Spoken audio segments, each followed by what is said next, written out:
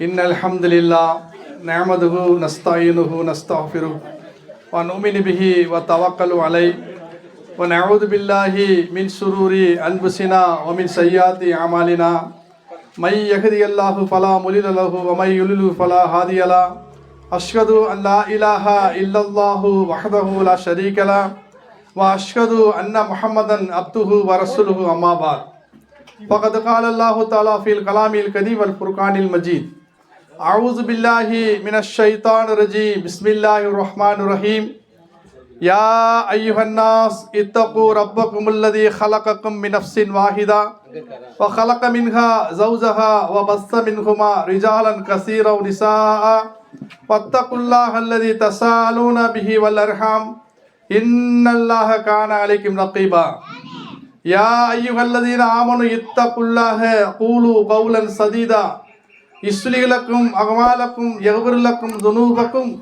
wa may yuti'ullaha wa rasulahu faqad faza fawzan 'azima qala Allahu ta'ala fil kalamil karim wal furqanil majid bismillahir rahmanir rahim ay yahsabul insana ay yutraka suda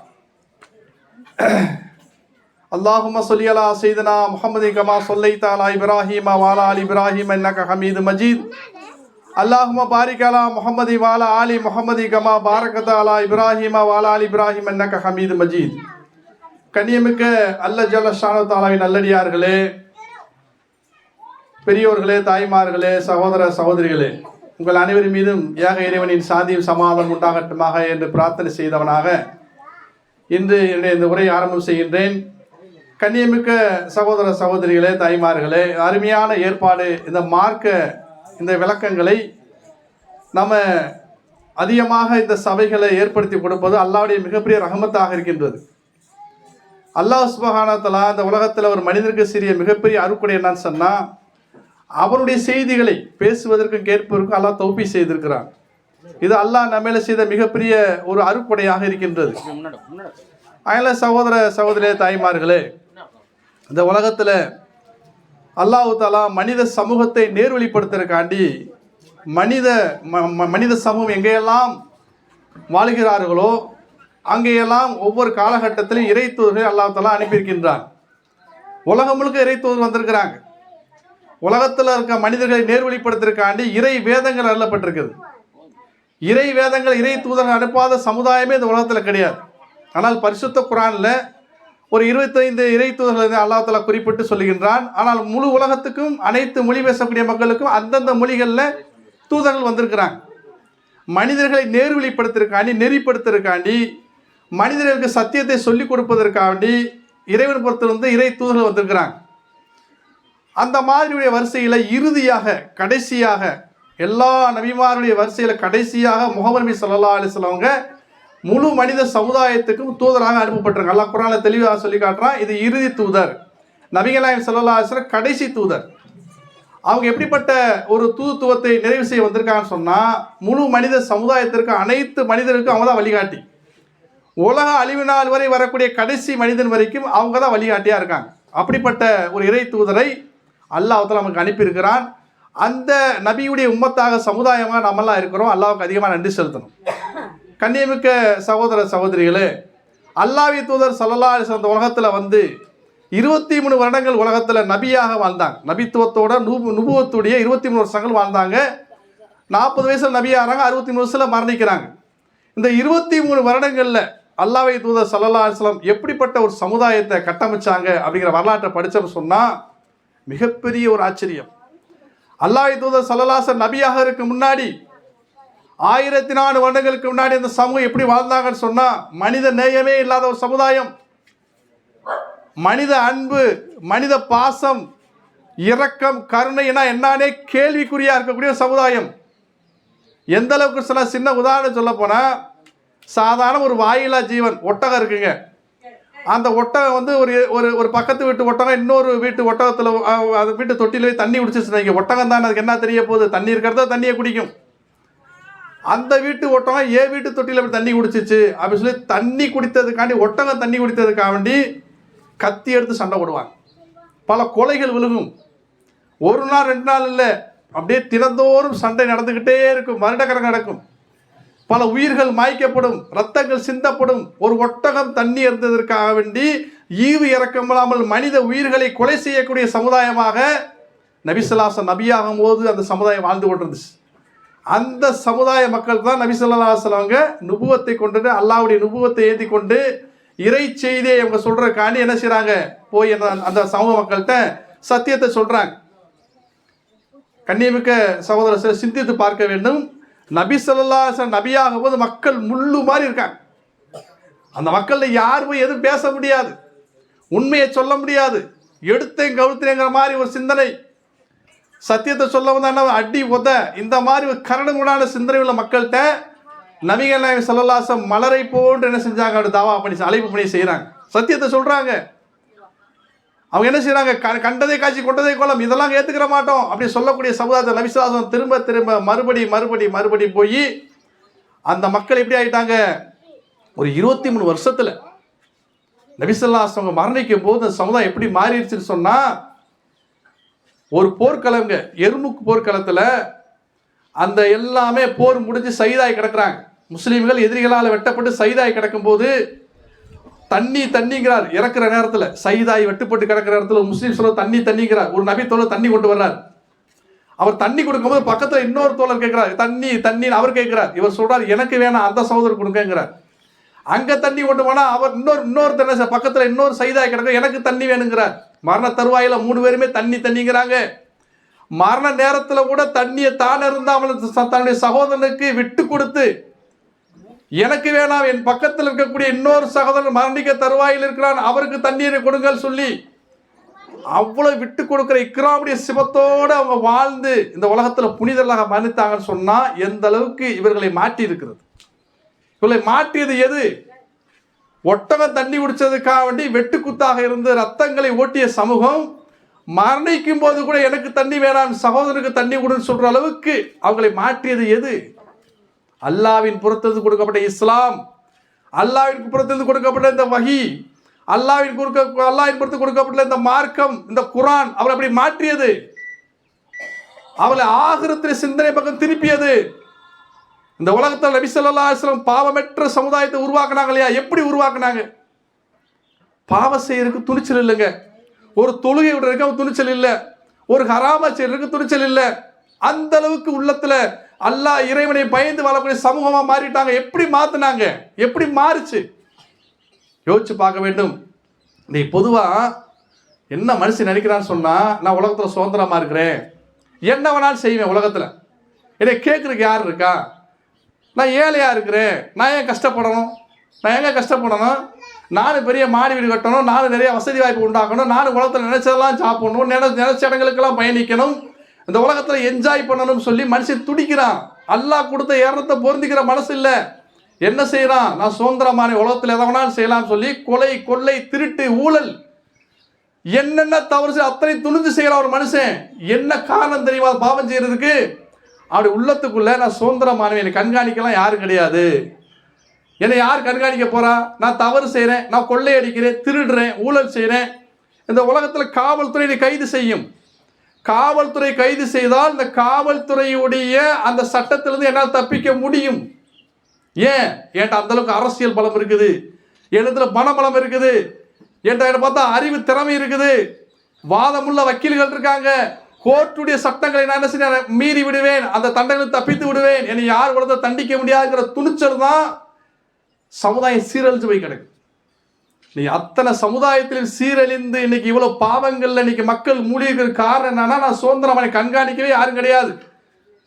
நான் என்னவோ உலகத்தில் வாழ்ந்துகிட்டு இருக்கேன், நான் எதுக்கு கஷ்டப்படணும், உலகத்தில் நானும் ஒரு டாம்பிகமான வாழ்க்கை வாழணும், நானும் உலகத்தில் எல்லாத்தையும் நான் அனுபவிக்கணும், இந்த உலகத்தை என்ன செய்யணும் ஸ்வீட்டா கழிக்கணும்னு சொல்லி இவனுக்குள்ள உண்டான அந்த ஆசை அபிலாசை என்ன செய்ய தவறு செய்ய தூண்டுது. இந்த மனிதர்களை பார்த்து அல்லாஹ் குர்ஆன்ல சொல்றான், என்னப்பா உலகத்தில் இஷ்டத்துக்கு நடக்கிறீங்களா? அல்லாஹ் கேட்கிறான் 23வது அத்தியாயத்தில் 115வது வசனத்தில் கேட்கிறான், அவஹசிப்தும் அன்னமா ஹலக்னாக்கும் அபஸா, ஓ மனித சமூகமே, நீங்க வீணாக படைக்கப்பட நினைச்சுக்கிட்டீங்களா? நீங்க வீணாக படைக்கப்பட்டிருக்கீங்க, உங்களை யாரும் கேட்க மாட்டாங்க, சுதந்திரமா என்ன வேணாலும் செய்யலாம், இந்த வானம் வேஸ்ட்டு, இந்த பூமி வேஸ்ட்டு, எல்லாம் வேஸ்ட்டுன்னு நினைக்கிறீங்களா? வீணுன்னு நினைக்கிறீங்களா? இவ்வளோ பிரமாண்டமான வானத்தையும் பிரமாண்டமான பூமியும் சூரியனையும் சந்திரனையும் காற்றையும் உலகத்தில் படைச்சது எதற்காக வேண்டி? அப்படியே நீங்கள் என்ன வேணாலும் செய்வீங்க, என்ன வேணாலும் பண்ணுவீங்க, தொழுக மாட்டீங்க, எல்லா விதமான தவறு செய்வீங்க, பாவம் செய்வீங்க, உங்களெல்லாம் கேட்க மாட்டோம் அப்படின்னு நினச்சிக்கிட்டீங்களா அப்படின்னு சொல்லி அல்லாஹ் இன்னொரு வசனத்தை கேட்குறான். 75வது அத்தியாயத்தில் 36 வசனத்தை கேட்குறான். ஐ எக்ஸபிள் இன்சான் ஐ யுத்தரக சுதா. மனிதன் நினைத்து கொண்டானா அவன் கேள்வி கேட்காம விடப்படுவான் என்று நினைத்து கொண்டானா? இல்லை இல்லை. நீங்கள் மரணத்துக்கு பின்னாடி மிகப்பெரிய ஒரு மறுமை வாழ்க்கையை சந்திக்க வேண்டியது வரும். அந்த மறுமை வாழ்க்கை உயிர் கொடுத்து எழுப்ப வேண்டியது வரும். அந்த மறுமையில இறைவன் சமூகத்தில் நிறுத்தப்பட வேண்டிய அந்த சூழ்நிலை வரும். அங்கே நீங்கள் ஒவ்வொரு செயலுக்கும் நீங்கள் பதில் சொல்ல வேண்டியது வரும். நினச்சிக்கிட்டே நீங்கள் உலகத்தில் எப்படி வேணாலும் வாழ்ந்துட்டு போகலாம், கேட்க ஆள் இருக்கா? இந்த உலகத்தில் சுதந்திரமாக இருக்கிறோம். தொழுகைலாம் சாப்பாடு இல்லாமல் போது தொழுகாமல் போனால் நம்ம கஞ்சி உலகத்தில் ஏதாவது தவறு ஏதாவது பாதிக்கப்படுறோமா? உலகத்தில் இஸ்லாம் படி வாழ ஏதாவது தண்டனை வருதா? இல்லை ஏதாவது திருடி சாப்பிட்டா அந்த சாப்பாடு கசக்குதா? ஊழல் பண்ணி கட்டின வீட்டில் குடியிருக்க முடியாமல் ஆகுதா? இல்லை, எல்லாம் உலகத்தில் நடக்குது. அல்லாஹ் கேட்குறான், அவ கசித்து அன்னமா கலக்கலாக்கும் அவசா. ஓ மனித சமூகமே, நீங்கள் உலகத்தில் நீங்கள் நினச்சிக்கிட்டீங்களா நீங்கள் வீணாக படைக்கப்பட்டீங்க? இந்த வானம் வீணாக படைக்கப்பட்டிருக்கு, பூமி வீணாக படைக்கப்பட்டிருக்குது, உங்களுக்கு இந்த உலகத்திற்கு அந்த வசதி வாய்ப்பெல்லாம் வேஸ்ட் நினைக்கிறீங்களா? இல்லை இல்லை. நீங்கள் மரணத்துக்கு பின்னாடி நீங்கள் இதை இறந்து போய் மண்ணுக்குள்ள அடக்கி நீங்க மண்ணோட மண்ணை ஆன பின்னாடி மறுபடியும் உயிர் கொடுத்து உங்களை எழுப்புவேன். உயிர் கொடுத்து எழுப்பி உங்களை என் முன்னாடி நிறுத்துவேன். நீங்கள் செய்த ஒவ்வொரு செயலுக்கும் நீங்கள் என்னிடத்துல பதில் சொல்லியே ஆக வேண்டும். இதை சொல்லும் போது நபி ஸல்லல்லாஹு அலைஹி வஸல்லம் சொல்லும் போது அந்த முஸ்லிம்கள் வந்து கேட்குறாங்க, என்னப்பா புதுசா சொல்றீங்க? என்ன முகமது இப்படி மூளை குழம்பி போச்சா?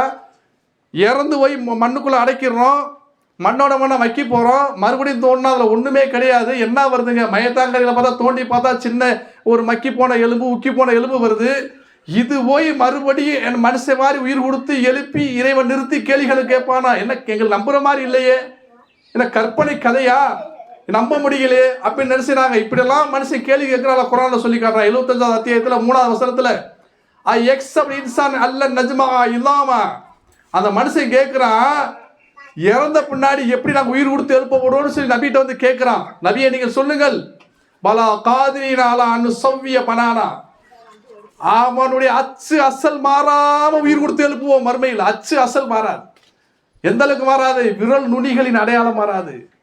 விரல் நுனிகள் அடையாளம் இருக்கா இல்லையா, ஆதார அடையாளம், அந்த ஆதார அடையாளம் கூட உங்களுக்கு மாறாது. பார்க்குறான். என்னமோ நினச்சிக்கிட்டீங்க அல்லாஹ்வை பற்றி, இறந்து போயிட்டா கதை முடிச்சு, மரண வரைக்கும் என்ன வேணாலும் செஞ்சுக்கிடலாம், கேள்வி கேட்க யார் இருக்கா? உலகத்துடைய சட்டங்களை மீறிடலாம், உலகத்துடைய காவல்துறை கண்களை மீறிடலாம், உலகத்துடைய சட்டங்கள் நீதிமன்றங்கள் உலகத்துடைய அனைத்து தண்டனை விட்டு தப்பிச்சிடலாம். இறைவனை நீதிமன்றத்தை தப்பிக்கவே முடியாது. ஐல சகோதரர்களே, அப்படிப்பட்ட சகோதர சகோதரிகளே, மறுமையில இறைவன் முன்னாடி நிறுத்தக்கூடிய அந்த மறுமை நீதிமன்றம் அதிபயங்கரமானது. அந்த நீதிமன்றத்தை நபி ஸல்லல்லாஹு அலைஹி வஸல்லம் அந்த மக்கள்கிட்ட அறிமுகப்படுத்தினாங்க. நீங்க உலகத்துல சும்மா இல்லைங்க, நீங்க வாழ்ந்துட்டு சும்மா மௌத்தாய் இதோட கதை முடிச்சு நினைக்காதீங்க. மரணிச்சு மண்ணுக்குள்ள வச்ச பின்னாடி தான் வாழ்க்கை ஆரம்பம். திரும்ப உயிர் கொடுத்து எழுப்பப்படுவீங்க. எழுப்பப்படும் போது உங்களுக்கு எப்படி இருக்குன்னு தெரியுமா? அல்லாஹ் அதையும் சொல்லி காட்டுறான். மரணத்துக்கு பின்னாடி உயிர் கொடுத்து எழுப்பப்படுறோம் இல்லையா, அப்படி எப்படி இருப்போம் தெரியுமா? அப்படி சுகமாலாம் எந்திரிக்க மாட்டோம். அல்லாஹ் சொல்லி காட்டுறான். 80வது அத்தியாயத்தில் சொல்லி காட்டுறான், யௌம யஃபிர், அந்த நாளில் ஒவ்வொன்றும் விரண்டு ஓடுவான். யௌம யஃபிருல் மர்உ மின் அஹிஹி வ உம்மிஹி வ அபிஹி ஸாஹிபதி பனி. மனிதன் விரண்டு ஓடுவான். யாரை கண்டு? தன்னுடைய நண்பனை கண்டு விரண்டு ஓடுவான். வ அபிஹி, தன்னுடைய தந்தையை கண்டு, உம்மிஹி, தன்னுடைய தாயை கண்டு, தன் மனைவியை கண்டு, தன்னுடைய பிள்ளையை கண்டு விரண்டு ஓடுவான். தலதறிக்க ஓடுவான். என்னங்க நம்ப முடியுதா? மனைவியை கண்டு கணவன் விரண்டு ஓடுவானா? ஒரு விரண்டு ஓடக்கூடிய காலம் மக்சர் மைதானம்.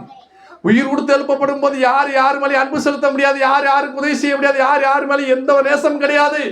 இந்த உலகத்தோட பாசம் மறுக்கப்பட்டு போச்சு. மரணத்துக்கு கூட உயிர் கொடுத்து எழுப்பப்பட்டால் எந்த பாசம் இருக்காது.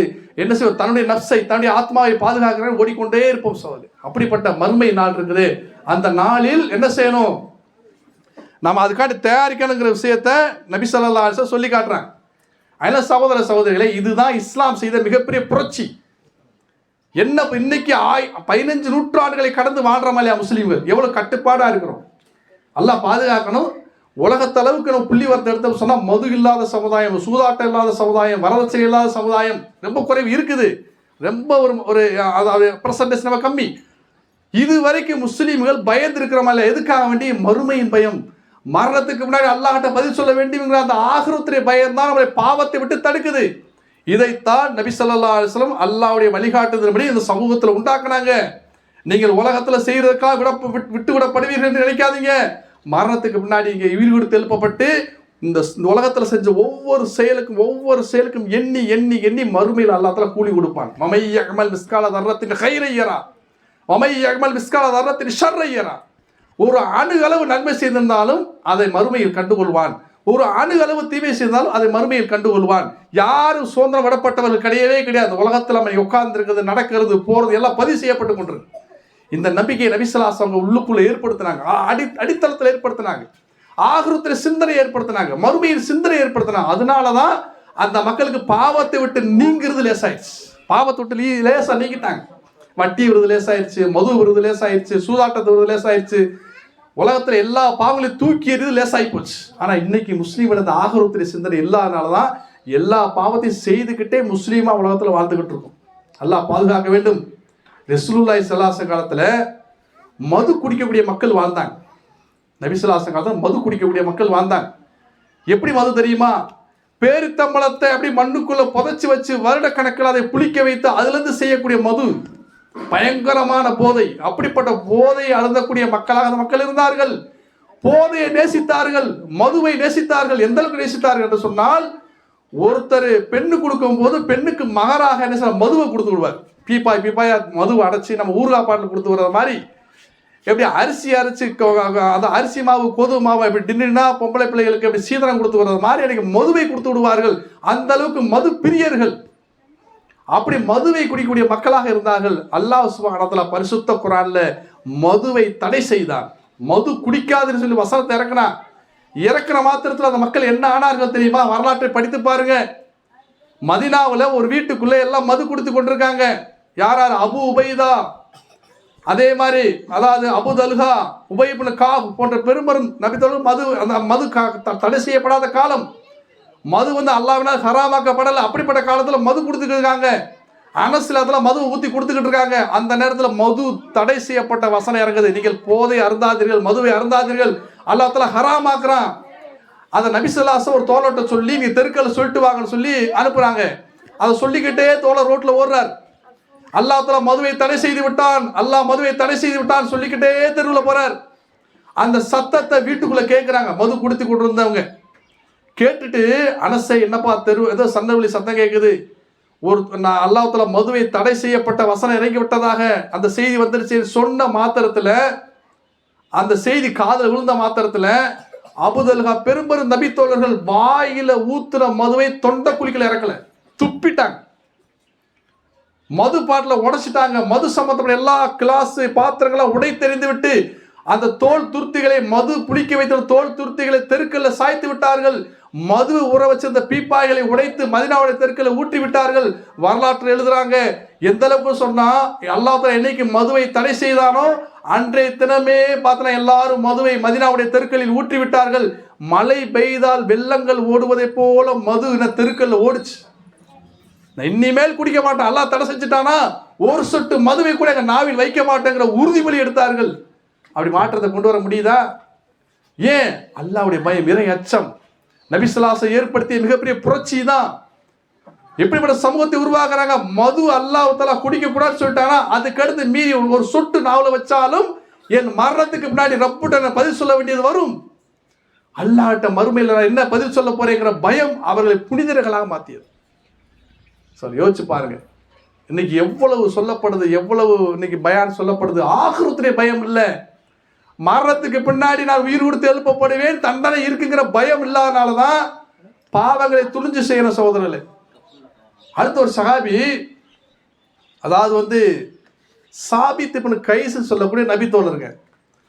அவருக்கு இயற்கையிலே குரல் கனமான குரல். அவர் என்ன செய்யறாரு சொன்னா, நபி ஸல்லல்லாஹு அலைஹி சபையில் பேசுவார், சத்தமா பேசுவார், குரல் உயர்த்தி பேசுவார். அவருக்கு அப்படி இயற்கையான ஒரு குரல் வாகு. அப்ப அல்லாஹ் தஆலா குர்ஆன்ல வசனத்தை இருக்கிறான், நீங்க நபியுடைய குரலை விட உங்கள் குரலை உயர்த்தாதீர்கள். நபியுடைய கண்ணியம் அது. நபியுடைய குரலை விட அவருடைய குரலை உயர்த்தக்கூடாது. நீங்கள் நண்பர்கிட்ட பேசுகிற மாதிரி நபியோட பேசாதீங்க. அவங்க கண்ணியத்தை கையாளுங்கள். நீங்கள் நபியுடைய குரலை விட குரலை உயர்த்தி பேசலாம், நன்மைகள் அழிந்து விடும். அல்லாஹ் குர்ஆன்ல வசனத்தை இறக்குறான். இந்த வசனத்தை கேட்டுட்டு சாபித் இப்னு கைஸ் என்ன செய்யறாரு? அழுகிறார். வீட்டிலேயே முடங்கி உட்காந்துட்டார், பள்ளிவாசலுக்கு வரல. ஏன் தெரியுமா? இவ்வளவு காலமா நபி முன்னாடி சத்தமா பேசிட்டேனே, நபி முன்னாடி சத்தமா பேசிட்டேனே, என் குரல் சத்தமான குரலே, உயர்ந்த குரலே, கனத்த குரலே, நபி முன்னாடி பேசிட்டேனேன்னு பயந்து வீட்டிலேயே முடங்கிட்டார். பள்ளிவாசலுக்கு வரல. நபி ஸல்லல்லாஹு அலைஹி வஸல்லம் என்ன செய்யறாங்க? இந்த தோழரை காணாமே சாபித் இப்னு கைஸ் எங்க அழைக்கிறாங்க. வர்றாரு. என்னப்பா காணா? உனக்கு சோகம் இல்லையா? அப்ப சாபி சொல்றாரு, அல்லாஹ்வின் தூதரே, நான் உங்கள் குரலை விட உயர்த்தி நான் பேசிட்டேன். அல்லாஹ்வின் தூதரே, நான் மறுமையில் அல்லாஹ் நான் கைசதப்பட்டு விடணும்னு பயந்து கொண்டு வீட்டுக்குள்ளேயே இருந்துட்டேன். அல்லாஹ்வின் தூதரே. நபி ஸல்லல்லாஹு அலைஹி சொல்றாங்க, உன் மேல குற்றம் இல்லை, உன்னுடைய குரல் அப்படிப்பட்ட குரல், அதனால உன்னுடைய இயற்கையிலே அல்லாஹ் கொடுத்த குரல் வாங்கினா உனக்கு தவறுலைன்னு நபி ஸல்லல்லாஹு அலைஹி வஸல்லம் அவனை ஆசுவாசப்படுத்துறாங்க. யோசிச்சு பாருங்க, ஒரு குரலை உயர்த்தி பேசுறதுக்கு ஒரு சஹாபி பயந்து கொண்டு மறுமையை அச்சப்பட்டு வீட்டுக்குள்ளே இருந்தான்னு சொன்னா எந்த அளவுக்கு மரணத்துக்கு பின்னாடி உள்ள மறுமையை பயந்துருக்கிறாங்க. யோசிச்சு பார்க்கணும் சகோதரி தாய்மா. அதனால மறுமையின் பயம்தான் நம்முடைய பாவங்களை விட்டு பாதுகாக்கும். இல்லை இஸ்லாம் சகோதரர், எந்த விதமான உலகத்துல நம்முடைய அதாவது நம்முடைய ஆதார் கார்டில் இஸ்லாமியர் பேர் இருக்கும், ஓட் ஐடியெல்லாம் இஸ்லாமியர் பேர் இருக்கும், எல்லாத்துலையும் இஸ்லாமியருடைய பேர் இருக்கும். ஆனா அல்லாவுடைய நம்ம இஸ்லாமிய பேர் இருக்கான்னு தெரியாது. யார் இஸ்லாமியர்? அல்லாவை பயப்படக்கூடியவர் தான் முஸ்லீம்கள், அல்லாவை பயப்படக்கூடியவர் இஸ்லாமியர்கள். அல்லாவுடைய பயம் இல்லை சொன்னா அவங்களுக்கு இஸ்லாத்துக்கு சம்பந்தமே கிடையாது. தவறு செய்யும் போது உள்ளத்துல அச்சம் வரணும், பயம் வரணும். அல்லாஹ் இதை செய்து விட்டேனே, இதை செய்து விட்டேன், பயப்படணும். நபிசுல்லாச காலத்துல நபிசுல்லாச ஒரு சபையில் உட்கார்ந்துருக்காங்க, பெரிய சகாபாக்களுடைய சபை. அப்போ ஒரு நபித்தோழர் வந்தாரு சொன்னா மதீனாவில் நடக்குதுங்க. இந்த இப்படிப்பட்ட சம்பவத்துல உலகத்துல கேள்விப்பட்டிருப்பீங்களா? அந்த நபித்தோழர் வர்றார், வந்து சொல்றார், அல்லாஹ்வின் தூதரே, என்னை பரிசுத்தப்படுத்துங்கிறார். நபிசுல்லாசங்க என்ன பரிசுத்தப்படுத்தணும்? எதுல இருந்து போன பரிசுத்தப்படுத்தணும்? நான் விபச்சாரம் செய்து விட்டேன், எனக்கு தண்டனை கொடுங்கிறார். நபிசுல்லாசம் திடுக்கி விட்டுறாங்க. மாயிஸ் இப்னு மாலிக் சொல்லக்கூடிய சகாபி, பனு அஸ்லம் கோத்திரத்தை சேர்ந்த ஒரு சகாபி, மதீனாவை சேர்ந்தவர். விபச்சாரம் செய்துட்டு மூடி மறைச்சிட்டு இல்ல, தவறு செஞ்சிட்டாரு. ஆனால் ஏதோ இச்சை காரணமா செஞ்சாலும் கூட உள்ளுக்குள்ள இருக்கக்கூடிய அல்லாஹ்வுடைய அச்சம் அவரை நிம்மதியாக வாழ விடல. நபி ஸல்லல்லாஹு அலைஹி வஸல்லம் சபையில் ஆஜராகி, அல்லாஹ்வின் தூதரே, என்னை பரிசுத்தப்படுத்துங்க, நான் தவறு செய்து விட்டேன், விபச்சாரம் செய்து விட்டேன் அப்படி சொல்லி சொல்றாரு. நபி ஸல்லல்லாஹு அலைஹி வஸல்லம் சொல்றாங்க, என்னப்பா அப்படிலாம் செஞ்சிருக்க மாட்டப்பா, நல்ல பிள்ளை நீ, ஏதாவது சின்ன ஒரு பெண்ணை தொற்றுக்கலாம் வச்சுக்கலாம், அது தான் விபச்சாரம் கிடையாது போப்பாங்கிறாங்க. இல்லை, நான் விபச்சாரம் செய்து விட்டேன், நானே அதுக்கு சாட்சிங்கிறார். தண்டனை கொடுங்க. என்ன தண்டனை தெரியுமா? ஒரு 6 மாசம் ஜெயிலில் இருக்கிறது இல்லை, கல்லெறிஞ்சு கொள்ள வேண்டிய தண்டனை, இஸ்லாமிய தண்டனை, மரண தண்டனை. அதை கேட்டு வாங்குறார். தவறு செஞ்சுட்டேன், நான் அந்த உலகத்துல எல்லாருடைய கண்ணையும் மூடி மறைச்சு தவறு செஞ்சுட்டேன், என்னுடைய ரப்பு என்னை பார்த்து கொண்டிருக்கிறான். இந்த தவறோடு நான் மரணித்தேன் என்று சொன்னால் மறுமையில் நான் பாவியாக எழுப்பப்படுவேன், விபச்சாரம் செய்த குற்றவாளியாக எழுப்பப்படுவேன். அல்லாஹ் மறுமையில கோடிக்கணக்கான ஜனங்களுக்கு முன்னாடி கேவலப்படுத்தி விடுவான். நான் விபச்சார குற்றத்தை நான் அல்லாஹ் முன்னாடி நான் குற்றவாளியாகி நரகத்துக்கு போவதை விட இந்த உலகத்திலே நான் தவறை சொல்லி தண்டனை ஏற்று பரிசுத்தமாக மரணிக்க விரும்புகிறேன், தண்டனை கொடுங்கிறான். அந்த சஹாபி கேட்கிறார், எங்கேயாவது உலகத்தில் நீதிமன்றத்தில் ஒரு குற்றவாளி ஆஜராகி நான் தவறு செய்துட்டு கடன் கோட்டாரவர்களே தண்டனை கொடுங்கன்னு கேட்ட ஒரு நீதிமன்றத்தை காட்ட முடியுமா? அல்லாஹ்வின் தூதர் எப்படிப்பட்ட சஹாபாக்களை வடிவமைத்திருக்கிறார்கள், எப்படிப்பட்ட தோழர்களை அவர் உருவாக்கி இருக்கிறார்கள். கொஞ்சம் யோசிச்சு பாருங்க. குற்றவாளி நீதிமன்றத்தில் ஆஜராகி தான் செய்த குற்றத்தை ஒப்புக்கொண்டு எனக்கு தண்டனை கொடுங்கிறார். அவரே சாட்சி ஆயிட்டார். நபி ஸல்லல்லாஹு அலைஹி வஸல்லம் கல்லறி தண்டனை கொடுக்கும்படியா உத்தரவிடுறாங்க. ஒரு பெருநாள் தொலைக்கு விட கல்லறி தண்டனை கொடுக்கும்போது மௌத்தாயிறார், சைதாயிறார். பாவமற்ற நிலையில பரிசுத்தமா மரணிச்சிட்டார். என்ன அவர் உள்ளத்துல உறுத்திருக்கு பாருங்க. தவறு செஞ்சுட்டு இந்த உலகத்துல நபியுடைய கண்ணை மறைச்சிட்டேன், சஹாபாவுடைய கண்ணை, எல்லா உலகத்தாருடைய கண்ணெல்லாம் மறைச்சிட்டேன், என்னை ரப்பு என்னை பார்த்து கொண்டிருக்கான். அல்லாஹு லா இலாஹ இல்லா ஹுவல் ஹய்யுல் கய்யூம் லா தஹுதுஹு ஸினத்தும் வலா நௌம். நிச்சயமா அல்லாஹ் மரணிக்காத ரப்பு, அவன் சிறுதுக்கம் பெருதுக்கம் பிடிக்காதவன், அவன் என்னை பார்த்து கொண்டே இருக்கிறான். அவனை கண்ணை மறைச்சு எந்த தவறு செய்ய முடியாது, தவறு செஞ்சுட்டேன், மன்னிப்பு கேட்கிறார். இந்த உலகத்தில் பரிசுத்தமாக மரணிக்க அவர் ஆசைப்படுறார். தண்டனை வாங்கி பரிசுத்தமாக நாங்கள் மௌத்தாயிட்டார். கொஞ்ச நாள் கழிச்சு ஒரு பெண்ணு வர்றாங்க, அல்லாஹ்வின் தூதரே என்னை பரிசுத்தப்படுத்துங்கிறார். நபி ஸல்லல்லாஹு அலைஹி வஸல்லம் எதுல இருந்து உன்னை பரிசுத்தப்படுத்து? கொஞ்ச நாளைக்கு முன்னாடி ஒரு சஹாபிக்கு தண்டனை கொடுத்தீங்களா, மாயிஸ் இப்னு மாலிக் சொல்லக்கூடிய நபி தோழர். ஆமா, அவர் என் மூலமாக தான் தவறை செய்தார், நான் தான் அந்த பெண், அந்த தவறுக்கு உறுதியாக அந்த பெண் நான் தான், எனக்கு தண்டனை கொடுங்கிறாங்க. ஒரு பெண் விபச்சாரம் தவறு செய்து விட்டு ஒரு சமூகத்தில் நீதிமன்றத்தில் ஆஜராகி ஆயிரக்கணக்கான ஜனங்களுக்கு மத்தியில் வந்து தவறை சொல்லி தண்டனை கேட்டு வாங்குறாங்கன்னு சொன்னா என்ன காரணம்? மறுமையில குற்றவாளி ஆகிவிடக்கூடாது, மறுமையில நான் அல்லாஹ் முன்னாடி நான் பாவியாக ஆகிவிடக்கூடாது, மறுமையில அல்லாஹ்ட்ட நான் இழிவானவனாக ஆகிவிடக்கூடாது, நான் உலகத்துல செய்த பாவத்துக்கு நான் தண்டனை ஏற்றுக்கொண்டு பரிசுத்தமா மரணிக்க வேண்டும் விரும்பினாங்க. இப்ப நபிசுல்லாஸ் வந்து கேட்கிறாங்க, இதுக்கு என்ன ஆதாரம் கேட்கிறாங்க. என் வயிற்றில் வரக்கூடிய குழந்தை தான் ஆதாரம்ங்கிறாங்க. நான் தவறு செஞ்சுட்டேன், விபச்சாரம் பண்ணிட்டேன், ஆனா என் வயிற்றில் ஒரு குழந்தை ஆதாரம், வேற ஒரு ஆதாரம் கிடையாது. அப்படியா? ஒரு குழந்தை வயிற்றில் இருக்கும்போது தண்டனை நிறைவேற்ற முடியாது, போயிட்டு வாங்கினாங்க. அந்த அம்மா போய் 9 மாசம் கருவை சுமந்து குழந்தையை பெற்றெடுத்து குழந்தையோட வர்றாங்க நபிட்ட. அல்லாஹ்வின் தூதரே, நான் குழந்தையை பெற்றெடுத்து விட்டேன், தண்டனை கொடுங்கங்கிறாங்க. நபிசுல்லாஸ் பார்க்குறேன், இந்த குழந்தை இப்பதான் பெற்றெடுத்துருக்கீங்க, பால் குடி பருவம் மறக்கடிச்சிட்டு வாங்க, நீங்க மறைச்சிட்டீங்க சொன்னா, தண்டனை கொடுத்து மறைச்சிட்டீங்க சொன்னா இந்த குழந்தை அனாதை ஆகிவிடும், இந்த குழந்தை சாப்பிடுற நிலையை உங்களுடைய அந்த அமுதூட்டக்கூடிய அந்த காலத்தை முடிச்சுட்டு வாங்குறாங்க. அதுக்கு பின்னாடி 2 வருஷங்கள் பால் ஊட்டி அந்த காலத்தை முடித்து விட்டு அந்த பெண் நினைச்சாங்க ஒரு ரொட்டி துண்டை அந்த பிள்ளையுடைய கையில கொடுத்து சாப்பிட்றதுக்கு அந்த அடையாளத்துல கூட்டிட்டு வர்றாங்க. அந்த குழந்தை ரொட்டியை சாப்பிடுறது. அல்லாஹ் தூதரே, பார்த்தீர்களா, என் குழந்தை சாப்பிடுற நிலைக்கு வந்துருச்சு, தண்டனை கொடுங்கிற. 3 வருஷம் கழிச்சு தண்டனை கேட்டு வாங்குறாங்க. 3 வருஷம் கழிச்சு அந்த பெண்ணுக்கு கல்லறி தண்டனை கொடுக்கப்பட்டு மன்னித்தாங்க. யோசிச்சு பாருங்க சகோதர தாய்மார், உலகத்துல இவங்களை உறுத்துறது எது? பாவங்கள் செஞ்சு இவங்களை இந்த மாதிரி நபிட்ட வந்து சொல்லி தண்டனை வாங்கணுமே சொல்லி இவன் மனசுக்குள்ள இப்படிப்பட்ட ஒரு அதாவது ஒரு கட்டுப்பாட்டையும் ஒரு நெறிப்படுத்தலையும் இந்த உலகத்திலே பரிசுத்தமா மரணிக்க வேண்டும் சொல்லி இவர்களை உலுக்கியது எதுன்னு சொன்னா மறுமையின் சிந்தனை. யோமைய ஃபிர்ருல் சொன்ன அந்த நாள்ல, மறுமை நாள் எல்லா இரண்டு உண்மைகள், அப்படிப்பட்ட நாள்ல நம்ம கை செய்தப்பட்டு விடக்கூடாது சொல்லி அல்லாஹ்வை பயந்ததுனாலதான் தண்டனை கேட்டு வாங்கினார். சகோதர தாய்மார்களே, இப்படிப்பட்ட சமூகத்தான் நபிசுல்லாஸை உருவாக்கினாங்க. அதனால நம்ம செய்யக்கூடிய ஒவ்வொரு காரியத்துக்கும் மறுமையில பதில் சொல்லி ஆக வேண்டுங்கிற ஆகிரத்துடைய சிந்தனையை வலிமையாக நபிசுல்லாஸை விதைச்சாங்க. இன்னைக்கு அப்படிப்பட்ட ஒரு சிந்தனை கம்மியா இருக்கிறனாலதான் என்ன செய்யணும், உலகத்துல பாவம் செஞ்சுட்டு கூட என்ன செய்யறோம், அப்படியே மூடி மறைச்சு தாஜா பண்ணிட்டு போயிடுறோம். நம்ம என்ன தவறு செஞ்சோம் கூட நம்ம உலகத்துல கேட்கற எல்லாருக்கையும் மறைச்சிட்டோம் நினைக்கிறோம். ஆனால் மரணத்துக்கு பின்னாடி எல்லாத்துல பூராத்தி வெட்ட வருஷத்துக்கு கொண்டு வந்துருவான். நாளைக்கு மக்சர் மைதான நீதிமன்றத்தை நிறுவி அல்லாஹ்வுல ஒவ்வொரு அடியானையும் கூப்பிட்டு அந்த அடியான் செய்ய பாவத்தை எண்ணி எண்ணி சொல்லுவான். மறுமையில் அல்லாஹ்வுடன் நிற்கும் போது யாரும் எதுவும் செய்ய முடியாது. அப்படிப்பட்ட ஒரு மறுமை நாள்ல நாம எல்லாம் அல்லாஹ்வுடன் நிறுத்தப்படுவோம். நம்ம செய்கிற ஒவ்வொரு காரியத்துக்கும் மறுமையில பதில் சொல்ல வேண்டியது வரும். அதனால எந்த தவறும் உலகத்தில் செய்து விடக்கூடாது, தொழுகையை விட்டுவிடக்கூடாது, அமல்களை விட்டு விடக்கூடாது, எந்த ஒரு ஹராமான செயல் செய்து விடக்கூடாது, அல்லாஹ்வை பயந்து வாழ வேண்டும், பரிசுத்தமான சமூகமாக உலகத்தில் வாழ வேண்டும். நபி ஸல்லல்லாஹு அலைஹி வஸல்லம் பரிசுத்தமான சமூகத்தை உருவாக்கி முழு உலகத்துக்கு அனுப்புனாங்க. அந்த சமூகத்தை பார்த்த மாத்திரத்தில் இஸ்லாத்தை மக்கள் விளங்கினாங்க. அது மாதிரி ஒரு முன்மாதிரியான சமூகமாக அந்த சமூகம் மாறிவிட வேண்டும். அப்படிப்பட்ட ஒரு சமூகமாக ஆகுவதற்கு அல்லாஹ் அவங்களை தௌஃபீக் செய்வானா என்று கூறி இந்த உரையை நிறைவு செய்கிறேன். வாஹிர் தஅவானா அல்ஹம்துலில்லாஹி ரப்பில் ஆலமீன். அஸ்ஸலாமு அலைக்கும் வரஹ்மத்துல்லாஹி வபரகாத்துஹு.